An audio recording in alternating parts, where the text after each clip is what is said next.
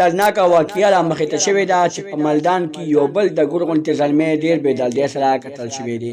د ګور غوندې زلمي څه ګناه وه، اخر په څه وجه قتل شو او چا قتل کو؟ که چېرې تاسو د دې پوره معلومات باره کې ځان خبرور وغواړئ، اوسه پورې چا زموږ د چینل مخه نه وي سبسکرایب کړی، خو موږ زموږ د چینل مخه سبسکرایب کړئ، تر انشاء الله څخه مخه ووهئ چې زموږ هر یوه نوې معلوماتي ویډیو تاسو ته په اسانۍ سره میلاویږي.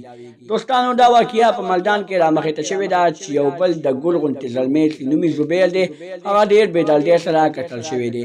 د زبیر یوې جینئ سره غلط تعلقات وي، د زبیر یوې جینئ سره څه تعلقات وو، هغه جینئ سره به زبیر ډېره مینه کوله او واده کول یې هغه جینئ سره غوښتل، خو هغه جینئ زبیر له ډېره زیاته غټه دوکه ورکړله او زبیر یې په خپل وروڼو باندې ډېر بې دلدۍ سره قتل کړو.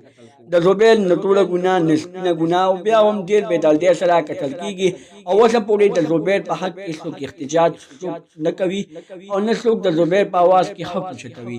دوستانو زبیر سره ډېر زیات ظلم شوی دی، اوسه پورې زبیر ته لا چا انصاف نه دی ورکړی.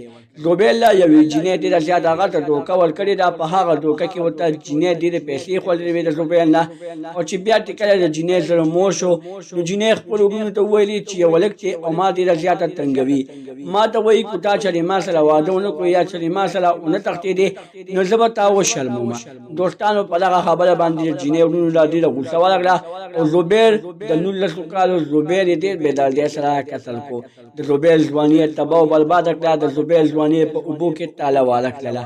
زبیر یې په سل باندې څلور ډزه ایښتی دی او ډېر بې دلدۍ سره یې قتل کړی دی. اوسه پورې د زبیر په حق کې چا اواز نه دی اوچت کړی او نه د زبیر په حق کې چا احتجاجونه کړي دي، ولې چې زبیر یو غریب سړی و. دوستانو غریب یو او مالدار ټول یو عمر دي، موږ ته پکار دي چې موږ د زبیر په حق کې اواز اوچت کړو. زبیر ولې دومره بې دلدۍ سره قتل کېدو؟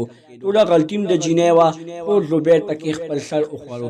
دوستانو زبیر خو ورسره رښتونکې مینه کړې وه، زبیر ورسره واده کول غوښتل، خو هغه جینئ د زبیر نه خپل حق ادا کو، یعنی خپل حق یې نه پوره کو او بیا یې زبیر په خپل وروڼو باندې ډېر بې دلدۍ سره قتل شو. دوستانو اوسه پورې دغه جینئ وروڼه نه دي ګرفتار شوي او نه زبیر په حق کې چا اواز اوچت کړی دی. ډېره بې دلدۍ سره دا واقعه رامخې ته شوې ده، موږ ته پکار دي چې موږ د زبیر په حق کې اواز اوچت کړو. دوستانو دا وه زموږ نننۍ ویډیو، که زموږ دا ویډیو هم خوښه شوې وي زموږ د چینل مخه سبسکرایب کړئ، د ترې نشان څخه مخه ووهئ چې زموږ هر یوه نوې معلوماتي ویډیو تاسو ته په اسانۍ سره میلاویږي.